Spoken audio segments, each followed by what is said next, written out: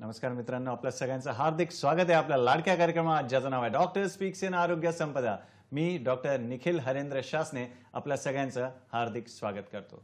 मित्रांनो, कार्यक्रमाचा श्री गणेश करूया आपण श्री समर्थ रामदास स्वामी यांनी रचलेल्या श्री दासबोध मधल्या एका श्लोकाने। श्लोक असा आहे, सुख पावे माते जवळी, सुख पावे माते जवळी, दूरी करताची तळमळी, दूरी करताची तळमळी, अतिप्रीती तये काळी, अतिप्रीती तये काळी, मातेवरी लागली, मातेवरी लागली। बोला जय जय रघुवीर समर्थ श्रीराम। बरोबर मित्रांनो, जसं बाळ आईला आई आजूबाजूला कुठे गेली तर व्याकुळ होतं तर आणि रडायला लागतं, खेळणी सोडून देतो बाजूला आणि मग आईला स्वयंपाकघरातून बाहेर यावंच लागतं, तसंच आपण हरीला बोलवलं पाहिजे, म्हणजे हरीला पण चैन नाही पडणार। मित्रांनो, श्लोकामध्ये मातेचं वर्णन आलेलं आहे, बाळाचं वर्णन आलेलं आहे। तर आपले जे जाणकार मित्र आहेत त्यांनी आजचा आपला विषय ओळखलाच असेल। आजचा आपला विषय पाहूया काय। आजचा आपला विषय आहे शासकीय रुग्णालयातील टेस्ट ट्यूब बेबीच्या सुविधा, शासकीय रुग्णालयातील टेस्ट ट्यूब बेबीच्या सुविधा।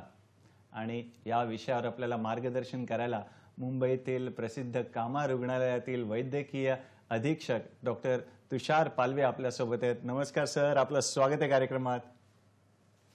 मित्रांनो, सरांचा परिचय तुम्हाला करून देतो। डॉक्टर तुषार पालवे, आपण स्त्रीरोग तज्ञ आहात आणि वैद्यकीय अधीक्षक आहात कामा आल्बेस रुग्णालय मुंबई येथे, आणि आपण पथक प्रमुख आहात, सहयोगी प्राध्यापक देखील आहात आणि पथक प्रमुख म्हणून आपल्या गाठीशी जवळजवळ 18 वर्षाचा अनुभव आहे।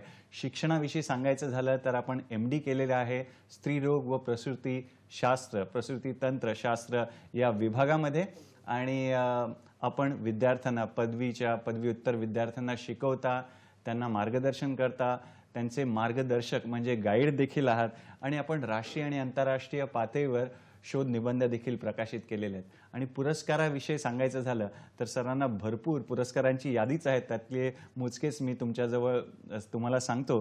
तर आपल्याला सर्वोत्कृष्ट सहयोगी प्राध्यापक हा पुरस्कार महाराष्ट्र शासनाकडून मिळालेला आहे। कोविड काळात देखील आपण जी सेवा दिली त्या कार्यासाठी आपला तत्कालीन माननीय राज्यपाल महोदयांकडून देखील गौरव करण्यात आलेला आहे।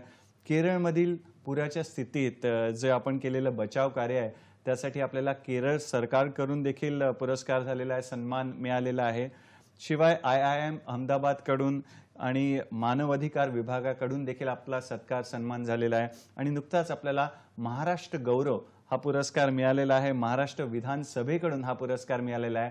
आणि मित्रांनो, सरांच्या पुढाकारामुळे महाराष्ट्रात शासकीय रुग्णालयामध्ये प्रथमच IVF ही जी ट्रीटमेंट आहे, जी सेवा जी आहे ती शासकीय दरामध्ये सुरू झालेली आहे, ज्याला ART क्लिनिक असं म्हणतात। तर सरांकडून आपण याविषयी जास्त जाणून घेणारच आहोत। तर शुभस्य शीघ्रम कार्यक्रमाचा श्री गणेश करूया। पुन्हा एकदा सर स्वागत करतो कार्यक्रमात। आणि पहिला प्रश्न, आम्हाला टेस्ट ट्यूब बेबीचा इतिहास जाणून घ्यायला आवडेल, त्याविषयी थोडं। टेस्ट ट्यूब बेबी किंवा इन विट्रो फर्टिलायझेशन ही जी प्रक्रिया आहे आपल्या जगात 45 वर्ष जुनी आहे। 1978च्या आसपास पहिलं बाळ जन्माला आलं, त्याचं नाव लुईस ब्राउन, इंग्लंडमध्ये रात्री 11:15च्या दरम्यान। त्यानंतर 1988च्या आसपास आणि 86च्या आसपास आपल्या भारतामध्ये 2 बालकं जन्माला आले। एक आयसीएमआरच्या डॉक्टरांनी एका बाळाला जन्म दिला या प्रक्रियेद्वारे। त्यांचं नाव होतं, बाळाचं नाव होतं वर्षा, आणि दुसरं जे आलं होतं त्या बाळाचं नाव होतं दुर्गा। ते पश्चिम बंगालमध्ये होतं. नंतर 1988च्या आसपास मुंबईमध्ये केम रुग्णालयात डॉक्टर इंदिरा हिंदुजा यांनी पहिलं बाळ जन्माला घालं होतं या प्रक्रियेने. बरं. आणि डॉक्टर साहेब, आम्हाला टेस्ट ट्यूब बेबी म्हणजे काय ते देखील सांगा, म्हणजे आम्हाला कळेल. टेस्ट ट्यूब बेबी किंवा इन्व्हर्टेड फर्टिलायझेशन या दोन्ही प्रक्रिया एकच आहेत. पण जेव्हा ही प्रक्रिया जगात आली होती तेव्हा आपण जे फर्टिलायझेशन करत होतो बीजाचं आणि शुक्रजंतूचं ते टेस्ट ट्यूबमध्ये करत होतो, त्याच्यामुळे ते नाव पडलं. पण ही प्रक्रिया समजण्यासाठी आपल्याला नॉर्मली फर्टिलायझेशन किंवा गर्भधारणा कशी होते ते कळणं महत्त्वाचं आहे. नॉर्मली जेव्हा महिलेला पाळी येते त्याच्या 14व्या दिवशी बीज अंडाशयातनं बाहेर पडतं. ते अंडाशयातनं बाहेर पडून ते वाहत वाहत फॅलोपियन ट्यूबच्या मध्यभागी येतं आणि त्याच वेळेस शुक्रजंतू तिकडे पोहोचतात. शुक्रजंतूचं आणि बीजाचं मिलन होतं आणि गर्भ किंवा भ्रूण तिकडे तयार होतो. 48 तासानंतर तो भ्रूण गर्भाशयात ट्रान्सफर होतो फॅलोपियन ट्यूबमध्ये आणि गर्भाशयाच्या फंडस या जागेमध्ये तो अटॅच होतो आणि तिकडे पुढे मग प्रेग्नन्सी किंवा गर्भ ग्रो होतो. फारच छान डॉक्टर. ज्या महिलांमध्ये ही प्रक्रिया होत नाही त्यांच्यासाठी आपण बीजाचं आणि शुक्रजंतूचं मिलन टेस्ट ट्यूब बेबी किंवा पेट्री डिश म्हणजे छोटीशी एक बशी असते त्याच्यात करतो आणि त्यांना मग इन्क्युबेटरमध्ये ठेवतो. इन्क्युबेटरचं जे टेम्परेचर असतं जे महिलेच्या गर्भामध्ये टेम्परेचर असतं सेम असतं आणि तिकडे ती प्रक्रिया केली जाते, त्याला म्हणतात टेस्ट ट्यूब किंवा इन विट्रो फर्टिलायझेशन. फारच छान डॉक्टर पालवे सरांनी आपल्याला सोपं करून प्रक्रिया सांगितली आहे की जी एका स्त्रीच्या गर्भामध्ये जी गर्भ वाढण्याची प्रक्रिया होते तीच एका टेस्ट ट्यूबमध्ये किंवा पेट्री डिशमध्ये जर बाहेर कृत्रिमरित्या आपण केली आणि मग जे गर्भाशयाचं तापमान आहे तेच इन्क्युबेटरचं तापमान ठेवून बाळाची वाढ केली जाते. तर डॉक्टर साहेब, आम्ही हा पण एक शब्द ऐकतो की IVF इन विट्रो फर्टिलायझेशन आणि हे टेस्ट ट्यूब बेबी, हे दोन्ही एकच आहे की याच्यात काही फरक आहे? इन विट्रो फर्टिलायझेशन म्हणजे विट्रो आउट्स शरीराच्या बाहेर आणि इन विवो म्हणजे शरीराच्या मध्ये. नॉर्मली इन विवो गर्भधारणा होते, विट्रो म्हणजे आउटसाइड होते. बरं. टेस्ट ट्यूब आणि इन विट्रो फर्टिलायझेशन एकच आहे. टेक्निक थोड्या पहिले वेगळ्या होत्या, आता ॲडव्हान्स टेक्निक आली म्हणून त्याला आपण इन विट्रो फर्टिलायझेशन म्हणतो. आणि ही जी प्रक्रिया जिकडे केली जाते त्याला म्हणतात ART clinic, artificial reproductive technique clinic. त्याच्यामध्ये टाईप्स असतात आणि त्याच ठिकाणी ही प्रक्रिया लिगली अलाउड आहे. बरं. डॉक्टर साहेब, आम्हाला टेस्ट ट्यूब बेबीची प्रक्रिया जाणून घ्यायची आहे. त्याच्यासाठी सरांनी आपल्याला एक व्हिडिओ दाखवायला आणलेली, एक छोटीशी व्हिडिओ क्लिप आणलेली आहे, तर ती पण आपण बघूया. तर पाहूया एक टेस्ट ट्यूब बेबीची प्रक्रिया. का आधी सर तुम्ही सांगताय प्रक्रिया कशी, मग व्हिडिओत बघूया. ठीक आहे, मी प्रक्रिया एक्सप्लेन करतो. ही जी प्रक्रिया असते IVF फर्टिलायझेशनची ती 4 स्टेपमध्ये असते. पहिली जी स्टेप आहे त्याला म्हणतात ओव्युलेशन इंडक्शन. नॉर्मली महिलेमध्ये ओव्युलेशन होतं, बीज बाहेर येतं, ही 14व्या दिवशी होतं. पण आपण जेव्हा IVF करणार असू तेव्हा त्यांना आपण GnRH किंवा गोनाडोट्रॉफिन या प्रकारचे इंजेक्शन त्यांना 3ऱ्या दिवसापासून स्टार्ट करतो. ते इंजेक्शन 11व्या दिवसापर्यंत देतो. त्या काळात त्यांची फॉलिक्युलर स्टडी केली जाते. फॉलिक्युलर स्टडी म्हणजे फॉलिकल म्हणजे एक छोटीशी पिशवी असते ज्याच्यामध्ये बीज तयार होतं. त्याची वाढ आपण मॉनिटर करतो किंवा सर्व्हेलन्स करतो. 14व्या दिवशी त्यांना ट्रिगर इंजेक्शन देतो आणि तेव्हा ते फॉलिकल किंवा बीज मॅच्युअर होतो. ही झाली पहिली स्टेप, ओव्युलेशन इंडक्शन. दुसरी जी स्टेप आहे ती आहे ओव्हम रिट्रीवल. जेव्हा ते ओव्हम मॅच्युअर झालेलं असतं तेव्हा पेशंटला आपण ऑपरेशन थिएटरमध्ये घेतो, सगळे प्रिकॉशन वापरतो इन्फेक्शन न होण्याचे आणि सोनोग्राफीद्वारे एक 15 सेंटीमीटरची निडल युनिद्वारे आतमध्ये घालून अंडाशयातून बीज बाहेर ओढून घेतो आणि ते ट्यूबमध्ये जमा करतो. त्याला म्हणतात ओव्हम रिट्रीवल. त्याच्या पुढची जी प्रक्रिया आहे त्याला म्हणतात एम्ब्रिओ फॉर्मेशन. एम्ब्रिओ फॉर्मेशनमध्ये आपण जे पार्टनरकडनं शुक्रजंतू जमा केलेले असतात, शुक्रजंतूला आणि ओव्हमला आपण एका पेट्री डिशमध्ये ठेवतो आणि ते स्वतःहून त्यांचं मिलन होतं आणि आपण ते इन्क्युबेटरमध्ये ठेवतो. ते 48 आवर्स लागतात एम्ब्रिओ पूर्ण तयार व्हायला. कधी कधी जर स्पर्ममध्ये प्रॉब्लेम असेल किंवा काही टेक्निकल प्रॉब्लेम असेल त्यावेळी आपण ICSI ही नावाची प्रोसिजर वापरतो. त्याला म्हणतात इंट्रासायटोप्लाझ्मिक स्पर्म इन्सेमिनेशन. आपण शुक्रजंतू डायरेक्टली ओव्हममध्ये इंजेक्ट करतो आणि फर्टिलायझेशन घडवून आणतो आणि मग ते एम्ब्रियो तयार करण्यासाठी ती डिश आपण इन्क्युबेटर ठेवतो. ठराविक काळानंतर एम्ब्रियो तयार होतो. तर लास्ट जी स्टेप आहे त्याला म्हणतात एम्ब्रियो ट्रान्सफर. आपण तो परत ती डिश बाहेर काढतो, मायक्रोस्कोप खाली चेक करतो, एम्ब्रियोची क्वालिटी बघतो. 2 किंवा 3 एम्ब्रियो आपण गर्भाशयात सुईद्वारे इंजेक्ट करतो, त्याला म्हणतात एम्ब्रियो ट्रान्सफर. बाकी जे एम्ब्रियो असतात एक्स्ट्रा आपण त्यांना फ्रोझन करून ठेवतो. फारच छान. मित्रांनो, आता आपण सरांनी प्रक्रियेचं वर्णन केलेलं आहे. आता आपण प्रत्यक्ष व्हिडिओ पाहूया आणि समजा नाही समजलं तर सर आपल्याला पुन्हा सांगतील किंवा आपण पुन्हा पण वाटलं तर व्हिडिओ बघूया. आता व्हिडिओ बघून समजायचा प्रयत्न करूया ही जी प्रक्रिया जी आहे टेस्ट ट्यूब बेबीची.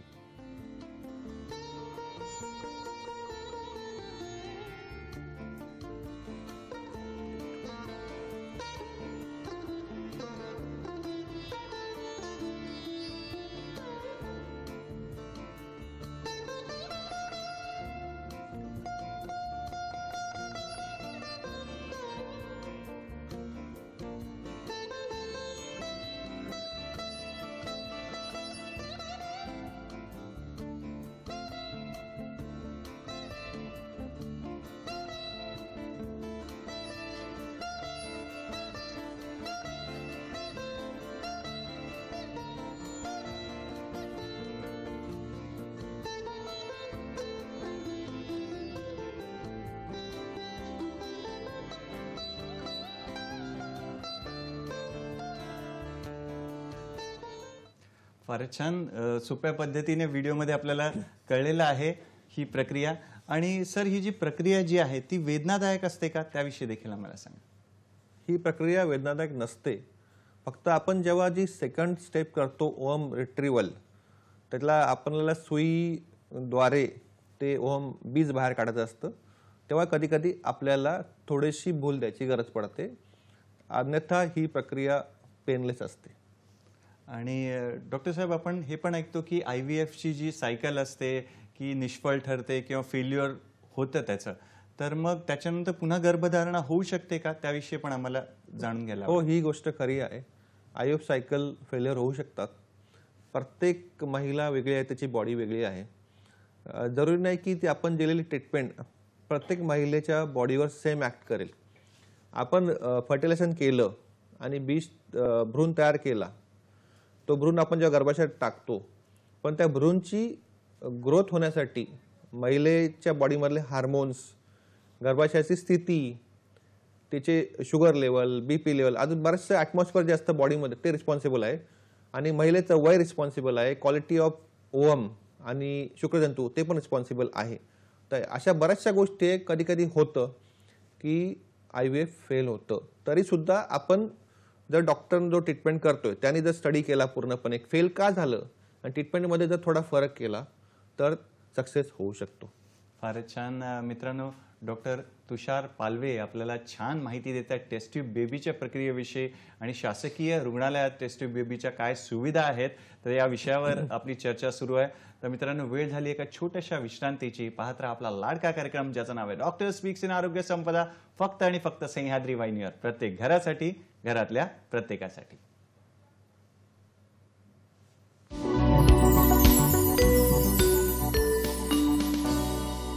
मित्रांनो, आज आपली चर्चा सुरू आहे शासकीय रुग्णालयात जी टेस्ट ट्यूब बेबीची सोय आहे, सुविधा आहे, त्याविषयी आपण माहिती करून घेतोय. वैद्यकीय अधीक्षक कामा रुग्णालय मुंबईचे डॉक्टर तुषार पालवे आपल्यासोबत आहेत.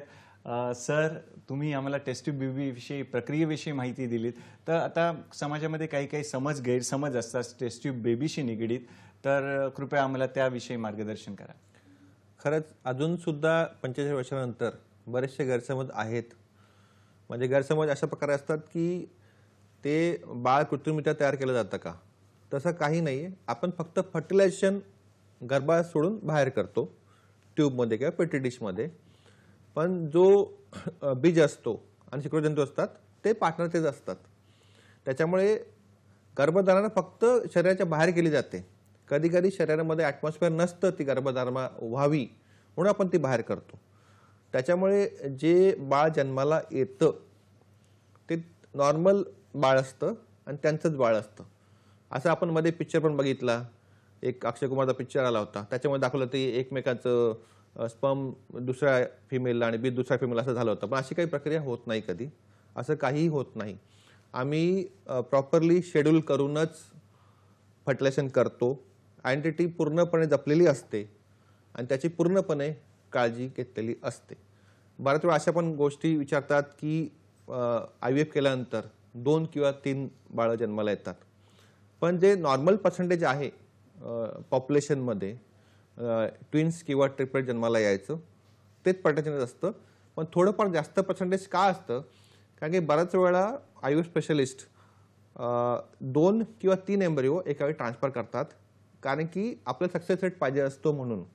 आणि त्यावेळी मग ते ट्विन्स किंवा ट्रिपलेट तयार होतात. पण त्याच्यानंतर सुद्धा 11व्या आठवड्यामध्ये किंवा 7व्या आठवड्यामध्ये आपण एक प्रोसिजर करतो, त्याला म्हणतात एम्ब्रिओ रिडक्शन.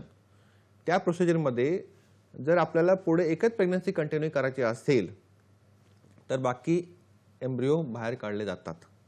आणि जेव्हा प्रेग्नन्सी सस्टेनेबलच्या स्टेजमध्ये पोहोचते तेव्हाच ते काढले जातात. आणि जी एम्ब्रिओ ठेवतो त्याला काही इजा होत नाही. बऱ्याच वेळा असं पण म्हटलं जातं की IVFमध्ये जन्माला आलेले बालक वीक असतात. असं काहीही नसतं. फर्टिलायझेशन फक्त बाहेर करतो, बाकी जी ग्रोथ असते ती पूर्णपणे स्त्रीच्या गर्भाशयातच होते. आणि नॉर्मली जे पर्सेंटेज आहे बाळाच्या हेल्थचं तेच पर्सेंटेज इथे रिलेटेड आहे. बाळ त्याच हेल्थी प्रकारे येतं. कधी कधी असं पण म्हटलं जातं की बाळांमध्ये व्यंग भरपूर असतात IVFमध्ये आलेल्या. तसं काही नसतं. जे व्यंग असण्याचं जे बर्थमध्ये पर्सेंटेज आहे जनरल पॉप्युलेशनमध्ये ते सेमच असतं, वेगळं काही नसतं. तसेच व्यंग बाळ जन्माला येणं या गोष्टी बऱ्याच वेळा आईचं वय आणि वडिलांचं वय याच्याशी रिलेटेड असतात. तर त्याच्यामुळे आपण जेव्हा IVF ट्रीटमेंट घेत आहोत काही घाबरायची गरज नाही. आपल्याला खरंच जर IVF ट्रीटमेंटची गरज असेल तर ती आपण तज्ञाकडे जाऊन घेतली पाहिजे. फारच छान. मित्रांनो, या वळणावर आपल्याला एक फोन आलेला आहे. रत्नागिरीहून फोन आलेला आहे. अनिल यांचा फोन आहे. पाहूया त्यांचा प्रश्न काय. नमस्कार अनिल, आपलं स्वागत आहे कार्यक्रमात. आपला प्रश्न विचारा. या प्रक्रियेसाठी किती खर्च येतो? फारच छान प्रश्न आहे. धन्यवाद आपल्या प्रश्नासाठी. शासकीय दराविषयी खर्चाविषयी असं अनिल यांचं. नमस्कार अनिल साहेब, आपण विचारायला प्रश्न खूप महत्त्वाचा आहे. शेवटी कुठची ट्रीटमेंट आपण घ्यायला जातो ती आपल्याला ट्रीटमेंट परवडली पाहिजे. आपला जो महिन्याचा घरचा खर्च आहे त्याच्यात ती झाली पाहिजे, ते बरोबर आहे.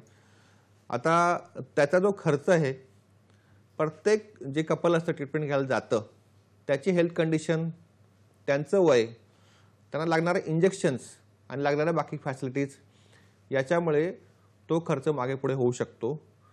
पण जे जनरली प्रायव्हेटमध्ये जे पॅकेज दिलं जातं खर्चाचं, त्याच्यामध्ये ते इंडक्शनचे 1 सायकल आणि IVFचे 3 सायकल असा पकडून ते खर्च दिला जातो. आणि मुंबईत, आता मुंबईविषयी मी माहिती सांगतो, अप्रॉक्सिमेटली 5 ते 7 लाखापर्यंत हा खर्च होऊ शकतो. पण या खर्चामध्ये 3 IVF सायकल इन्क्लुडेड असतात. म्हणजे 3 वेळा आपण IVF या प्रक्रियेला समोर जातो. जर आपल्याला पहिल्याच सायकलमध्ये प्रेग्नन्सी राहिली असेल तर पुढचा खर्च होत नाही, फक्त एका सायकलचा खर्च होतो. आणि 1 सायकलचा खर्च अप्रॉक्सिमेटली 1 लाख ते 1.5 लाखपर्यंत जाऊ शकतो. आता ही प्रक्रिया शासनामध्ये चालू होणार आहे, त्यामुळे हा बराचसा खर्च खूप कमी दरात किंवा मोफत दरात सुद्धा होऊ शकतो. फारच छान. मित्रांनो, असेच तुम्ही सरांना प्रश्न विचारा. अजून एक फोन आलेला आहे. शिवानंद वसेदार यांचा फोन आहे निपाणीहून. बघूया त्यांचा प्रश्न काय. नमस्कार, आपलं स्वागत आहे कार्यक्रमात. आपला प्रश्न विचारा. नमस्कार साहेब. आता एखादं जोडपं लग्न झाल्यानंतर त्यांना अपत्य म्हणजे मुलं होत नसतात, मग ते किती वर्षात आपल्याला समजायला पाहिजे की ती मुलं होत नाही आणि आपल्याला काय तर प्रॉब्लेम असेल, मग त्याशी आम्ही शासकीय रुग्णालयामध्ये मग ते टेस्ट ट्यूब बेबी करून घेण्यासाठी आपण कधी जायला पाहिजे आणि त्याला कसे काय काय प्रोसिजर आहे आणि तुम्ही त्यांना काय सांगाल की म्हणजे किती वर्षाच्या आतच करून घ्यायला पाहिजे किंवा त्याला काय वय मर्यादा वगैरे काय आहे काय म्हणजे काही भरपूर वर्षानंतर मुलं होत नाही म्हणून ते तसंच बसले असतात.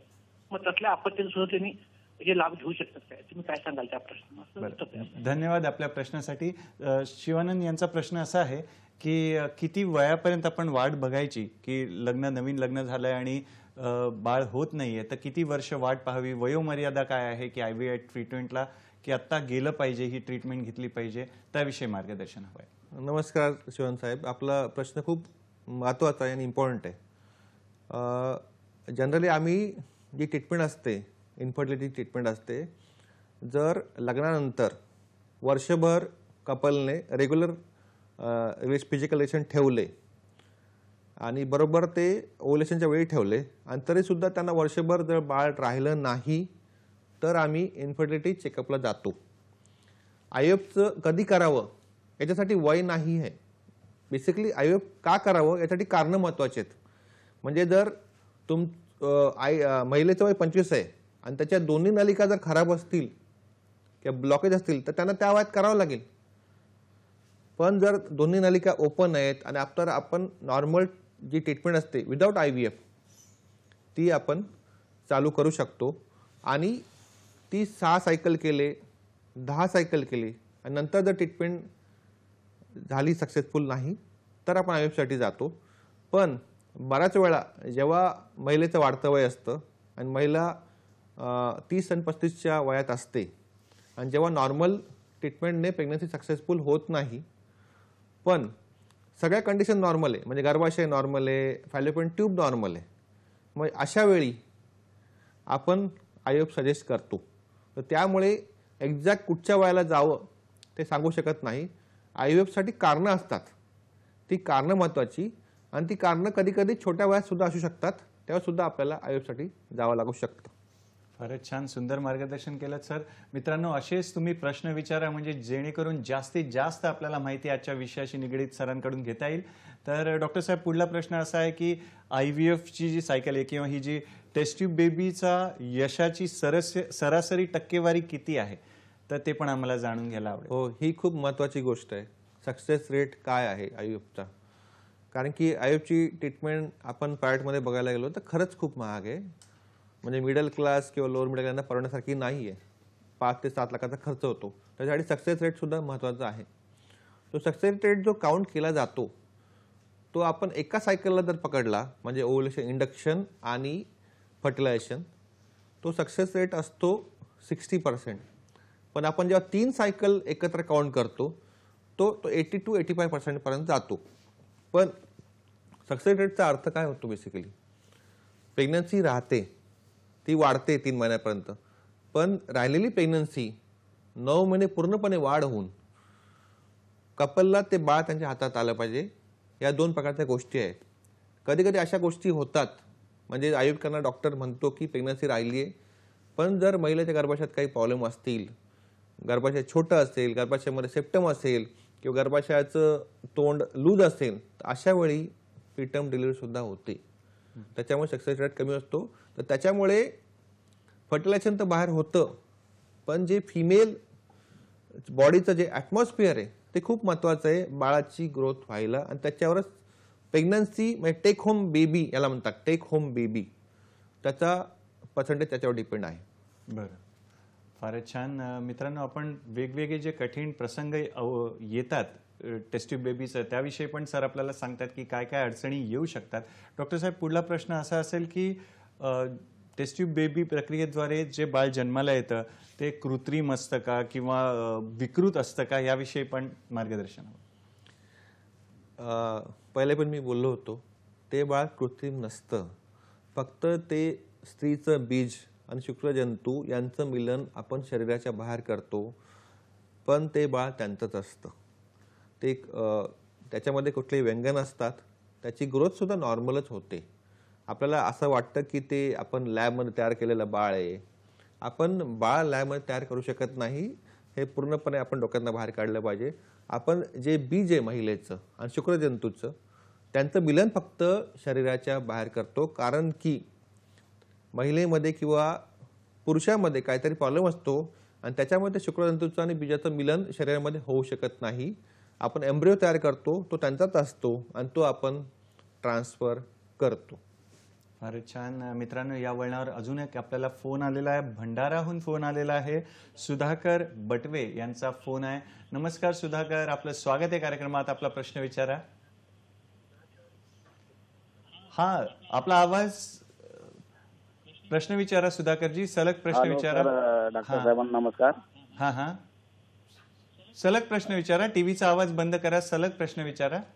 डॉक्टर साहेब, माझ्या म्हणणं असं होतं का ही जिल्ह्यामध्ये सर्व शासकीय रुग्णालयामध्ये हे सुविधा आहे का, की मुंबईमध्येच आहे सर, असं विचारायचं होतं. बरं, धन्यवाद सुधाकर आपल्या प्रश्नासाठी. डॉक्टर साहेब काय सांगा? नमस्कार सुधाकर साहेब. ही महत्त्वाची गोष्ट आहे की आपण 45 वर्षे ही प्रक्रिया प्रायव्हेटमध्ये होत आहे, तर शासकीय रुग्णालयात का नाही. पण चांगली आणि महत्त्वाची गोष्ट आहे की ती आता महाराष्ट्रामध्ये पहिल्यांदा शासकीय रुग्णालयात ही कामा रुग्णालयात प्रक्रिया चालू होत आहे.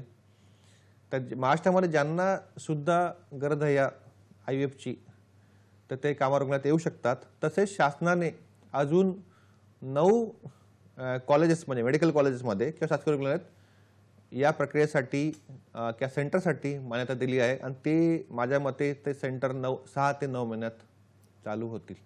फारच छान, आनंदाची बाब आहे. आणि असेच तुम्ही छान प्रश्न विचारत राहा.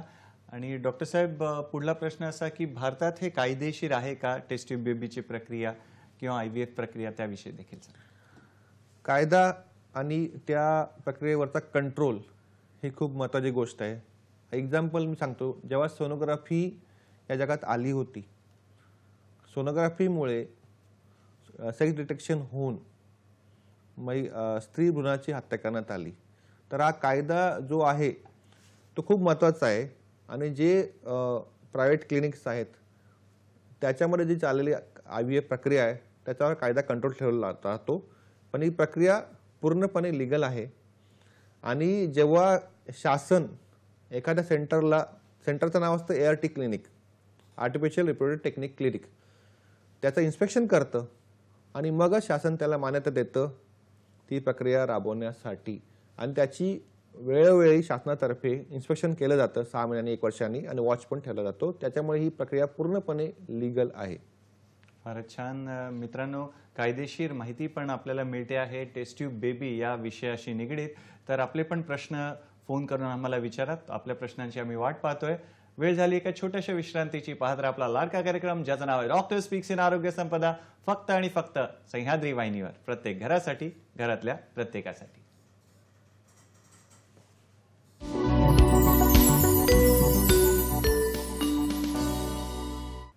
विश्रांतीनंतर पुन्हा एकदा आपलं स्वागत आहे आपल्या लाडक्या कार्यक्रमात ज्याचं नाव आहे डॉक्टर स्पीक्स इन आरोग्य संपदा. पुण्याहून आपल्याला एक फोन आलेला आहे, तो आधी आपण घेऊया. टेस्ट ट्यूब बेबी हा आपला आजचा विषय आहे. नमस्कार, आपलं स्वागत आहे आपल्या कार्यक्रमात. नमस्कार. हा, प्रश्न विचारा. हा, हे पुण्याला कुठल्या गव्हर्नमेंट हॉस्पिटल्समध्ये ही फॅसिलिटी अवेलेबल आहे ते काइंडली सांगू शकाल का? फारच चांगला प्रश्न आहे. सर काय सांगणार की पुण्याला कुठल्या हॉस्पिटल्समध्ये, शासकीय रुग्णालयात ही सुविधा टेस्ट ट्यूब बेबीची अवेलेबल आहे, असा पुण्याहून प्रश्न होता सुधीर यांचा. आता आपले माननीय मंत्री महोदय साहेब हसन मुश्रीफ मेडिकल एज्युकेशनचे, त्यांनी ही सुविधा ससून रुग्णालय किंवा BJ मेडिकल कॉलेज इथे चालू करण्यासाठी त्यांनी ऑर्डर दिलेले आहेत. त्याच्यामुळे ही प्रक्रिया 6 महिन्यापर्यंत तिकडे चालू होईल. आणि जे लेवल 1ची जी ART क्लिनिक आहेत ते ऑलरेडी ससून रुग्णालयात आहे. आणि म्हणजे फॉलिक्युलर स्टडी, ओव्ह्युलेशन इंडक्शन, नंतर IUI म्हणजे इंट्रायुट्राइन इन्सेमिनेशन, शुक्रजंतू आपण गर्भाशयात टाकतो. तर ही प्रक्रिया BJ मेडिकल कॉलेज किंवा ससून रुग्णालयात अवेलेबल आहे. फारच छान. मित्रांनो, छान प्रश्न विचारत आहात. आणि वैद्यकीय अधीक्षक कामा रुग्णालय मुंबईचे डॉक्टर तुषार पालवे आपल्या सोबत आहेत. तर आपल्याला जास्तीत जास्त या विषयावर सरांकडून माहिती घ्यायची आहे. सर, तुम्ही ART क्लिनिक विषयी सांगत होता, तर तिथे काय काय सुविधा असतात त्याविषयी आम्हाला सविस्तर सांगा. बऱ्याच वेळा या क्लिनिकचं नाव IVF सेंटर किंवा टेस्ट ट्यूब सेंटर असं दिलं जातं, पण जे खरं आणि लिगल नाव आहे त्याला म्हणतात ART clinic, artificial reproductive technique clinic. त्याचे लेवल असतात लेवल 1 आणि लेवल 2. लेवल 1 मध्ये आपण सोनोग्राफी, फॉलिक्युलर स्टडी, IUI या प्रक्रिया करतो. आणि लेवल 2 मध्ये आपण embryo transfer, OMP cup, ICSI किंवा इतर ॲडव्हान्स प्रक्रिया करतो. आता ART क्लिनिक म्हणजे ते आतमध्ये कशा असतात, तर त्याच्यामध्ये 3 प्रकारचे लेवल असतात म्हणजे किंवा पार्टिशन्स असतात. पहिली जी लेवल असते तिथे फक्त पेशंट OPD मध्ये येऊ शकतो, त्याची सोनोग्राफी होऊ शकते, फॉलिक्युलर स्टडी होऊ शकते आणि ओव्ह्युलेशन इंडक्शन होतं. ते पहिला पार्ट झाला. त्यासाठी 2 रूम असतात, एक OPDची रूम असते आणि एक सोनोग्राफीची रूम असते. त्याच्यानंतर आपण जसं आतमध्ये जाऊ तर तिकडे 2 प्रकारचे रूम असतात. एक असते रिकव्हरी रूम आणि एक असते सिमेन कलेक्शन रूम, जिकडे सिमेन किंवा शुक्रजंतू कलेक्ट केले जातात. रिकव्हरी रूम म्हणजे जेव्हा एखादी प्रोसिजर होते आतमध्ये, OMP कप किंवा एम्ब्रिओ ट्रान्सफर, तर पेशंटला 2 तास आपण ऑब्झर्वेशनमध्ये बाहेर ठेवतो. ती झाली रिकव्हरी रूम. हा झाला पार्ट 2. आणि पार्ट 3 मध्ये ऑपरेशन थिएटर असतं. त्या ऑपरेशन थिएटरमध्ये 2 प्रकारच्या प्रोसिजर केल्या जातात, ओम रिट्रीवल आणि एम्ब्रिओ ट्रान्सफर. कधी कधी काही क्लिनिकमध्ये त्या 2 रूम वेगळ्या असतात, म्हणजे ओम पिकअपची रूम वेगळी असते आणि एम्ब्रिओ ट्रान्सफरची रूम वेगळी असते. आणि क्लिनिकमधला जो मेन पार्ट किंवा कोर म्हणतात तो आहे IVF लॅब आणि सीमेन सॅम्पलिंग रूम. म्हणजे त्या भागात मेन प्रक्रिया केली जाते. आणि त्या भागामध्ये फक्त जे तज्ज्ञ डॉक्टर आहेत किंवा तो स्टाफ आहे तो फक्त आतमध्ये जातो IVF लॅबमध्ये, आणि ते फक्त 2 लोक आतमध्ये जातात, बाकी कोणीही त्या आतमध्ये जात नाही. आता या गोष्टी का महत्त्वाच्या आहेत त्यात सुद्धा पेशंटला किंवा त्याच्या नातेवाईकाला सुद्धा कळलं पाहिजे. कारण की जी प्रक्रिया आहे, फर्टिलायझेशनची जी प्रक्रिया आहे, त्याच्यासाठी इन्फेक्शन प्रिव्हेन्शन, त्या रूममधली ह्युमिडिटी, ड्रायनेस, टेम्परेचर या गोष्टी खूप महत्त्वाच्या आहे. या जर सगळ्या गोष्टी बॅलन्समध्ये असतील तर आपण जेव्हा IVF करायला जातो त्या सक्सेस रेट वाढतो. तर या गोष्टी खूप महत्त्वाच्या आहे. पेशंटचे नातेवाईक किंवा पेशंट यांनी या गोष्टी खूप लक्षात ठेवल्या पाहिजे आणि त्यांना कळावं म्हणून मी हे गोष्टी सांगितल्यात. फारच छान, सुंदररित्या सरांनी आपल्याला सोप्या भाषेत सांगितलं की IVF सेंटर कसं असतं, टेस्ट ट्यूब बेबीची प्रक्रिया कशी होते त्याविषयी देखील सांगितले. तर सर, टेस्ट ट्यूब बेबीच्या प्रक्रियेचे फायदे पण आम्हाला सांगा. फायदे म्हणजे ती ट्रीटमेंट आहे ज्या कपल्सला नॉर्मलरित्या बाळ राहत नाही त्यांना आपण या ट्रीटमेंटसाठी ॲडवाईस करतो. फायदे, ही गोष्ट खरी आहे की नॉर्मली प्रेग्नन्सी राहते आणि तीच चांगली कपलसाठी. पण बऱ्याच वेळा कपल्सला वर्षानुवर्षे नॉर्मल ट्रीटमेंट घेतो आणि त्याच्यात डॉक्टरांना कारणं कळत नाहीत. सगळं नॉर्मल आहे, युट्रस नॉर्मल आहे, फॅलोपियन ट्यूब नॉर्मल आहे, ओरी नॉर्मल आहे, पाळी बरोबर येते आणि तरीसुद्धा बाळ राहत नाही. मग शेवटी ते वैतागतात आणि 10 वर्ष 15 वर्ष बराचसा खर्च करतात. पण जर डॉक्टरांनी लवकर डिसिजन केलं, डायग्नोसिस केला की आत्ता गरज आहे का नंतर गरज आहे, तर अशा वेळी त्यांचा मानसिक त्रास कमी होतो, जो 10 वर्ष खर्च चालला आहे तो कमी होतो आणि ट्रीटमेंट लवकर होते. आता ट्रीटमेंट लवकर करण्याची का गरज आहे? कारण की बाळ जन्माला घालण्याचं पण वय असतं. जर एखाद्या कपलने 25 वर्षात बाळ जन्माला घातलं ते बाळाचं 15 वर्ष होईपर्यंत कपलचं वय 40 पर्यंत होतं. मग ते प्रॉपरली बाळाचं संगोपन करू शकतात. पण बाळ जन्माला घालायचं वय जर 35 असेल, 40 असेल तर कपलचं वय 60 पर्यंत जातं, बाळ 15 वर्षाचं किंवा 50 पर्यंत जातं. त्याच्यामुळे संगोपनाचा प्रॉब्लेम येतात. तर या गोष्टी आपण IVF टाळू शकतो. त्याच्यासाठी IVF कधी करायचं याचं डिसिजन डॉक्टरने घेतलं पाहिजे वेळेवर आणि कपलने सुद्धा, आणि त्याचा फायदा बालसंगोपनासाठी खरंच होऊ शकतो. फारच छान. डॉक्टर साहेब, आपल्याला पुण्याहून एक फोन आहे, बघूया प्रश्न काय आहे. सुवर्ण यांचा फोन आहे पुण्याहून. नमस्कार सुवर्ण, आपलं स्वागत आहे कार्यक्रमात. आपला प्रश्न विचारा. माझी मुलगी आहे तर तिला MC येत नाही, गोळ्यांवर आहे आणि आता आमचा इलाज चालू आहे तिच्यावर. तर तिची गर्भाशयाची पिशवी आहे ना तर 4 सेंटीमीटर आहे. तर अशा ह्याच्यात तिला होऊ शकेल का? वय किती आहे साधारण त्यांचं? तिला आता 28 चालू झालेलं आहे. बरं बरं, 28 वय सुरू झालेलं आहे, पाळी येत नाही आणि गर्भाशयाची जी लांबी आहे ती 4 सेंटीमीटर आहे. तर त्यांना या ट्रीटमेंटचा फायदा होऊ शकतो का? असं त्यांचं विचारणं आहे. सुवर्णा मॅडम ज्या प्रश्न विचारला त्यांच्या मुलीसाठी बाळासाठी, संदर्भात मुलीसाठी, की त्यांना पाळी म्हणजे कधीच आली नाही याचा अर्थ असा म्हणजे आहे. सध्या येत नाही असं अर्थ सध्या आपण नाही, घेऊया. याच्यासाठी महत्वाच्या गोष्टी की पाळी त्यांना कधीच आली नाही की आत्ता येत नाही. बरोबर. तर त्यांना पाळी आलीच नसेल या वयापर्यंत, त्याचा अर्थ असा आहे की गर्भाशयामध्ये किंवा अंडाशयामध्ये थोडा डिफेक्ट आहे. बरं. आणि त्यांच्या म्हणण्याप्रमाणे गर्भाशयाची लेंथ आहे ती 4 सेंटीमीटर आहे. त्याचा अर्थ असा आहे की गर्भाशयाची ग्रोथ झालेली नाहीये आणि त्याच्यामुळे त्यांना पाळी येत नाही. पण अशा केसेसमध्ये IVF ट्रीटमेंटमध्ये एक पार्ट असतो, त्याला म्हणतात सरोगसी. सरोगसीमध्ये आपण जेव्हा एम्ब्रिओ तयार करतो तर तो एम्ब्रिओ ट्रान्सफर करताना त्या गर्भाशयात ट्रान्सफर करत नाही, त्याच्यासाठी दुसऱ्या महिलेच्या गर्भाशयात तो आपण ट्रान्सफर करतो, त्याला म्हणतात सरोगसी. म्हणजे ज्यावेळी महिलांमध्ये मेकॅनिकल प्रॉब्लेम असतो, म्हणजे गर्भाशयामध्ये गर्भाशय छोटं असतं, 2 भाग असतात किंवा पाळी येत नाही, पाळी जर येत नसेल तेव्हा त्यांचं अंडाशय काम करत असतात. आम्ही त्याच्यातनं अंडाशयातनं बीज काढतो, फर्टिलाइज करतो आणि मग ते दुसऱ्या महिलेच्या गर्भाशयात वाढण्यासाठी ट्रान्सफर करतो. आता आपण सुवर्णा मॅडमने म्हटल्याप्रमाणे त्यांची मुलीची जी हिस्ट्री घेणं महत्त्वाचं आहे.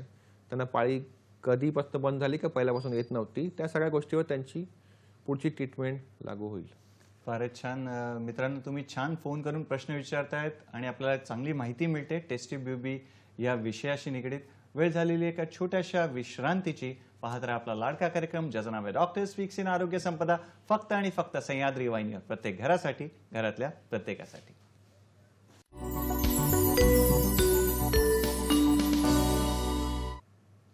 विश्रांतीनंतर पुन्हा एकदा आपलं स्वागत आहे आपल्या लाडक्या कार्यक्रमात ज्याचं नाव आहे डॉक्टर स्पीक्स इन आरोग्य संपदा. आज चर्चा सुरू आहे शासकीय रुग्णालयात टेस्टी बेबीच्या सुविधांविषयी चर्चा सुरू आहे आणि कामा रुग्णालय मुंबई येथील वैद्यकीय अधीक्षक डॉक्टर तुषार पालवे आपल्या सोबत आहेत. आणि डॉक्टर साहेब, पेशंटने काय काळजी घ्यावी जेव्हा ते IVF ट्रीटमेंट घेतात किंवा टेस्टेड बेबीची ट्रीटमेंट घेतात, त्याची ती काळजी आणि प्रोसिजरला, प्रक्रियेला किती वेळ लागतो, ते दोन्ही जोडून प्रश्न मी तुम्हाला विचारतो. आता ही प्रोसिजर लगेच होत नाही. मी एक्सप्लेन केलं तुम्हाला 4 स्टेप्स असतात. आता आपण एक सायकलची प्रोसिजर आहे ती तुम्हाला सांगतो किती वेळ घेतं. महिलेला पाळी येते, पाळीच्या 3ऱ्या दिवशी ते डॉक्टरांना दाखवतात.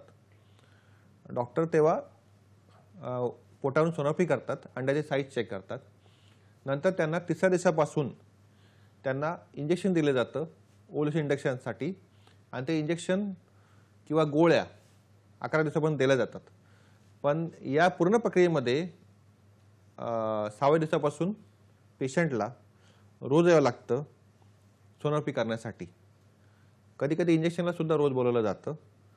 तर अप्रॉक्सिमेटली हा दर दिवसाला 1 तास लागतो. आणि जेव्हा 11वा-12वा दिवस येतो तेव्हा ट्रिगर द्यावं लागतं आणि तेव्हा ते ओव्हम मॅच्युअर होतं आणि मॅच्युअर झाल्यानंतर आपण ओव्हम पिकअप करतो. ओव्हम पिकअपची जी प्रोसिजर आहे, याच्या पहिल्याची प्रोसिजर ती OPD बेसिसवर होते. पण ओव्हम पिकअपसाठी पेशंटला 3-4 तास हॉस्पिटल राहावं लागतं आणि हॉस्पिटलमध्ये ऑपरेशन थिएटरमध्ये घेऊन ही प्रक्रिया केली जाते. तर पहिल्याच्या ज्या प्रोसिजर आहेत त्याच्यामध्ये फारशी आपली लाईफस्टाईल चेंज करावी लागत नाही. पण जेव्हा आपण ओव्हम पिकअप करतो तेव्हा ती खूप महत्त्वाची प्रोसिजर आहे. तेव्हा सकाळी थोडं लाईट डाएट घेऊन जातो आपण किंवा लिक्विड डाएट घेतो. नंतर अंग स्वच्छ ठेवून जातो आणि प्रक्रिया झाल्यानंतर पेशंटला परत 2 तास किंवा 3 तास रिकव्हरी रूममध्ये ठेवलं जातं. तर त्या दिवशी थोडा वेळ जातो. नंतर जेव्हा फर्टिलायझेशन होतं IVF लॅबमध्ये तेव्हा परत एकदा ॲडमिट व्हायची गरज पडते. त्याला म्हणतात एम्ब्रिओ ट्रान्सफर डे.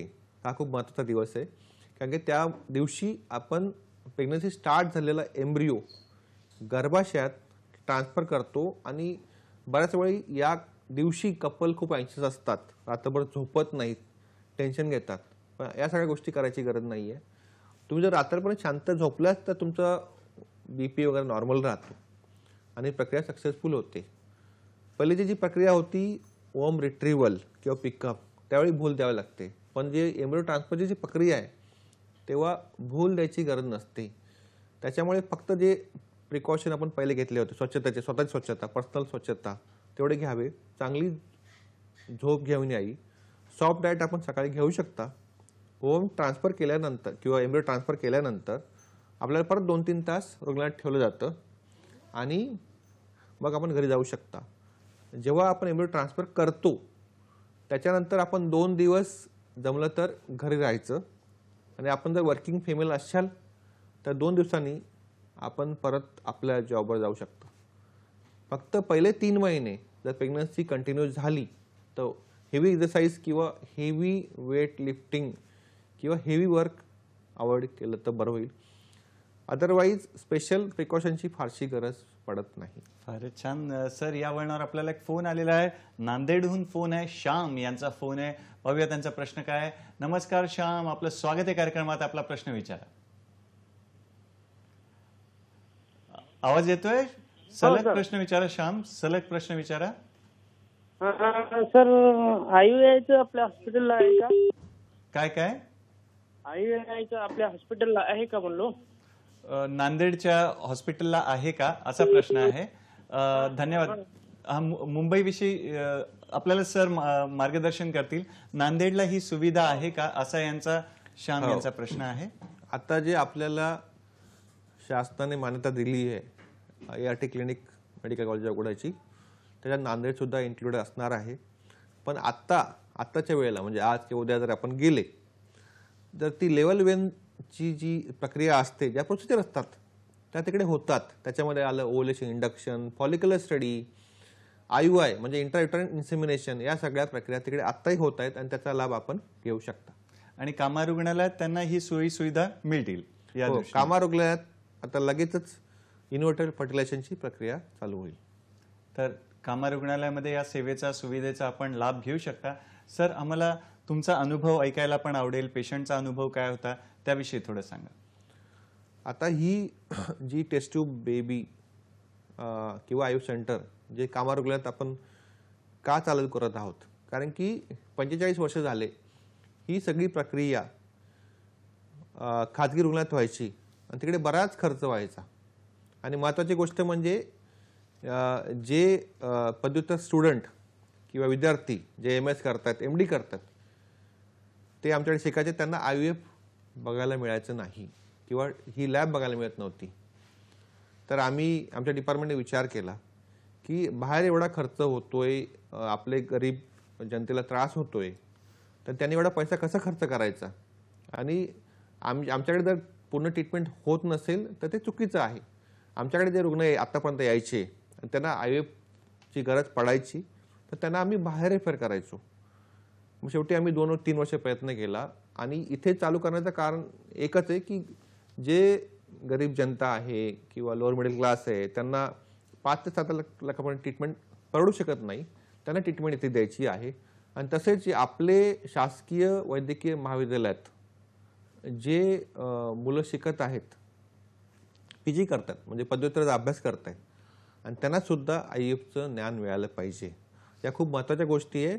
आणि जी IVF सेंटर किंवा ART क्लिनिक जे चालू होणार शासकीय रुग्णालयात, त्यांनी त्याचा फायदा खरंच सगळ्या जनतेने उठवावा.